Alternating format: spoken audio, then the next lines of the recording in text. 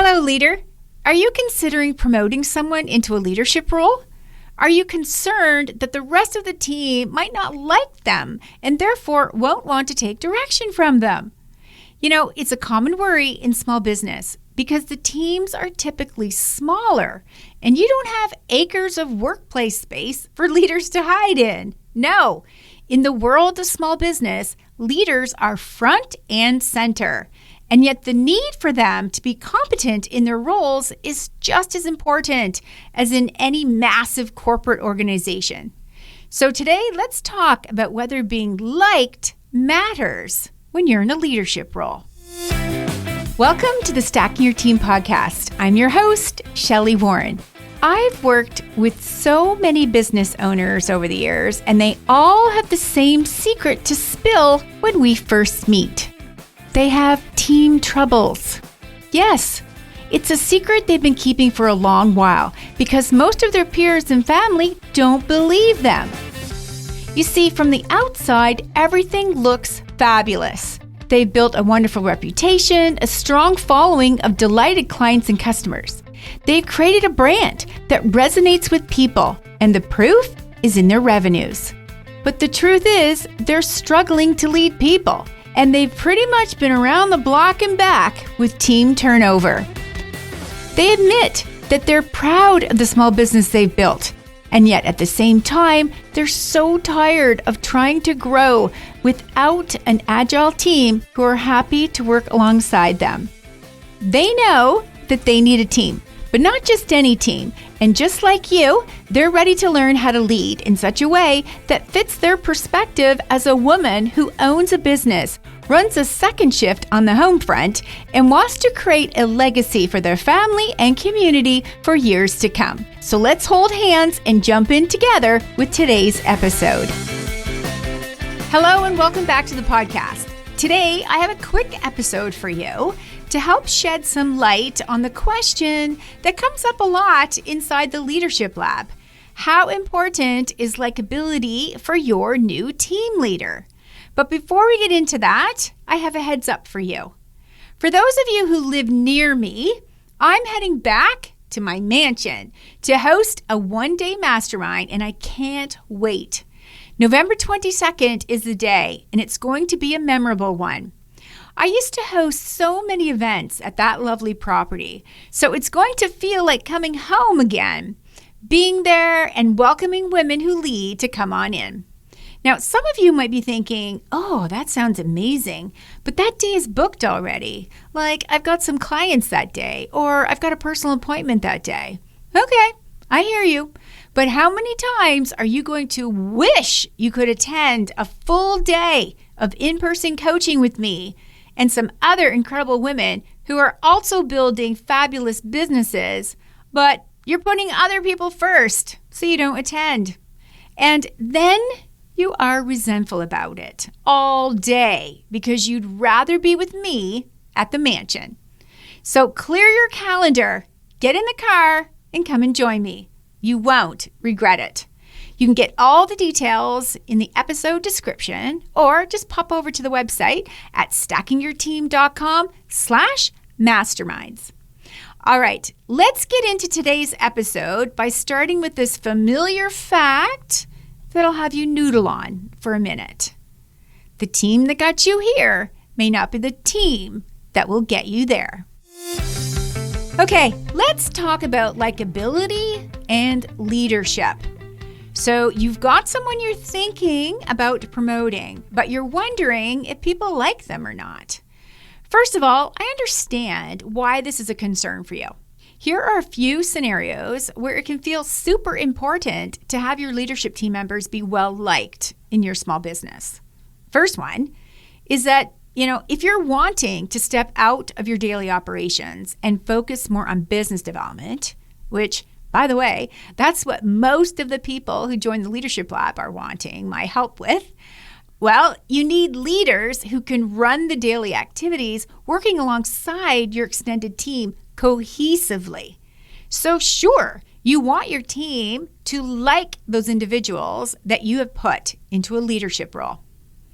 Secondly, if you want to expand and open up another location, having a leader at the helm of that location so that people from your original location can move over, it would help to attract people to shift over there, or even put in some extra hours over there, would be great. Or if you're wanting to sell the business in the near future, you know that team structure is valuable, and a buyer would want to come in and have a fully fledged leadership team set up already. And this would be especially enticing for that buyer to know that your leadership team has been building relationships with your extended team and clients for a long while and doing it really well. So let's cut to the chase. We've all worked for someone who we didn't like.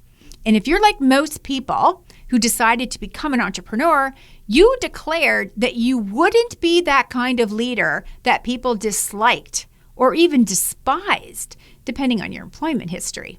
So now you have your own business and you've got your own team. So you're intent on creating a leadership team that collaborates well with others. You don't want leaders who work well with you, but then act poorly with the people that they're responsible to. You've come a long way building your team, and you know you need a team, but not just any team, and it all feels super personal. So you're taking personal responsibility for who you hire, who you terminate, and who you promote into a leadership role. So let's hit the brakes for a minute. Listen up. Being an effective leader means that there will be times where you have to say no to someone. And guess what? When that happens, they might not like you for a moment. Because leaders make decisions, they introduce change, and they stretch people. Leaders disrupt their industry and take a stand on specific issues, both inside their industry, their niche, and their local communities.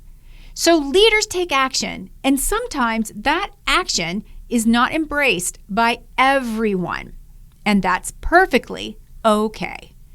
In your workplace, whether it's a brick and mortar or an online business, you need people to step into leadership roles because you've finally realized that you simply can't do it all yourself anymore.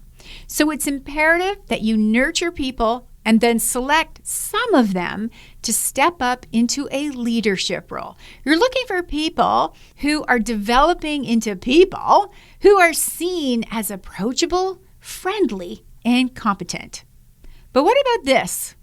Have you ever worked for someone who thought that they needed to be everyone's friend? Well, we probably all have, and you might think that too, or maybe you used to. In my experience, I've seen that when leaders think they have to be friends with everyone, that's when they run into trouble. You know what happens? You may have had your own experiences trying to be everyone's friend when what you should have been focusing on was being their friendly leader. And by friendly, I mean approachable, cordial, and engaging, as opposed to being absent, aloof, rude, aggressive, or disrespectful. Now, learning how to lead is a big deal, and it takes practice. Each new situation that comes up across the team and the business, for that matter, is another chance to learn something. And most often, we're learning something new about ourselves too. It happens. I mean, come on. That's the heavy lifting of leadership. That's the work. You didn't get to where you are in a hop, skip, and a jump. You had hurdles to overcome, windy roads to follow, and probably a few side steps that took a bit of work to get you back on the path forward. But you keep moving. You're moving forward through it all, despite the uncomfortability of growing. And new leaders find this difficult. Inside the Team Leader Program, I have a training that's mandatory for them to complete when they join. It's called You're in a Leadership Role. Now what? That training is designed to teach them how to be a highly valued team member who leads processes, profit centers, and of course, people. I remember what it was like to be a peer one day and then a leader of my peers the next. It's a journey. There's always going to be gaps, but also gains. And as a leader, we've got to help that learning curve shorten and their confidence and capabilities grow. So having those frank conversations about what it actually means to be a leader helps provide clarity that they need in order to shift their focus, change their outlook, and start developing habits that will improve their capabilities and make an impact on the team. And then, of course, your bottom line. So as you're trying to decide if someone's ready to take on additional responsibilities that includes the people side of the business, I want to remind you to grab the free resource on the website called How to Spot Your Leaders. This assessment will take you 10 minutes or less, and it will provide you an incredible amount of confidence that you will be choosing a great person to take on that leadership role.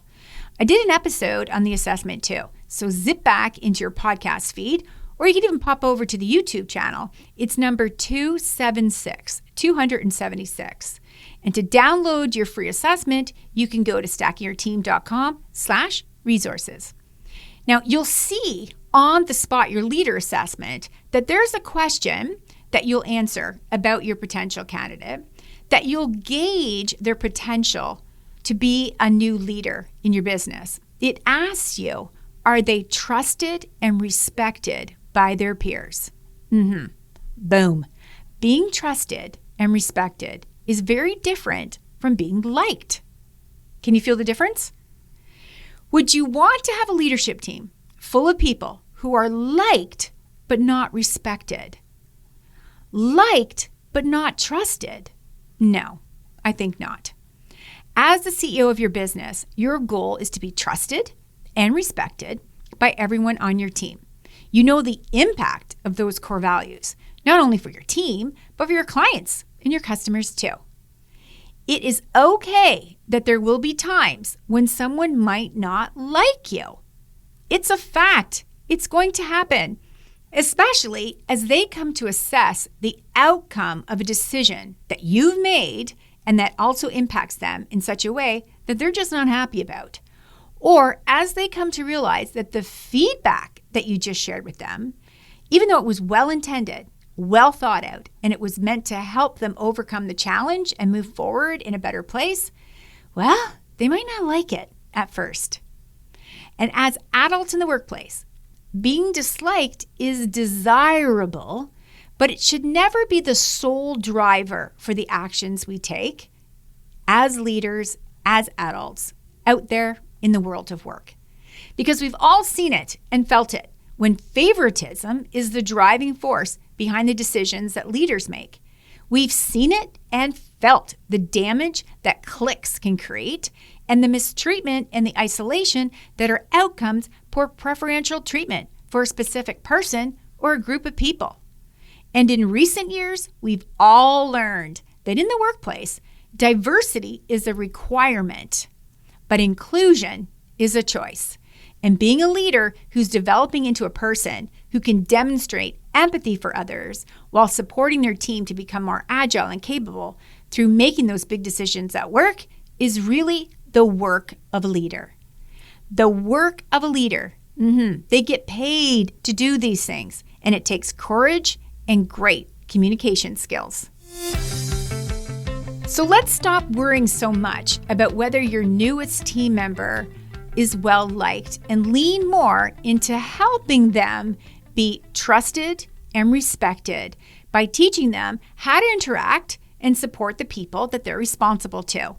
Let's also help them better be prepared for the heavy lifting of making decisions based on the compelling needs of the business, and then do it in such a way that acknowledges how and in what way those decisions are going to impact the team. And let's also role model and coach our leadership team members to learn some coping skills for the moments when they'll want to take the easy way out and just say yes to everything and everyone in order to make everyone happy. And then they have to deal with the impact that that's going to have long term.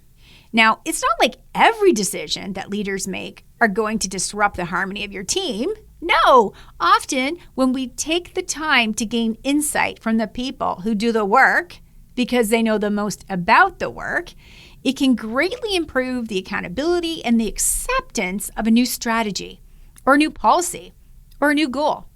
And it's always easier to rally the team around to help make the big decision when the leader is trusted and respected.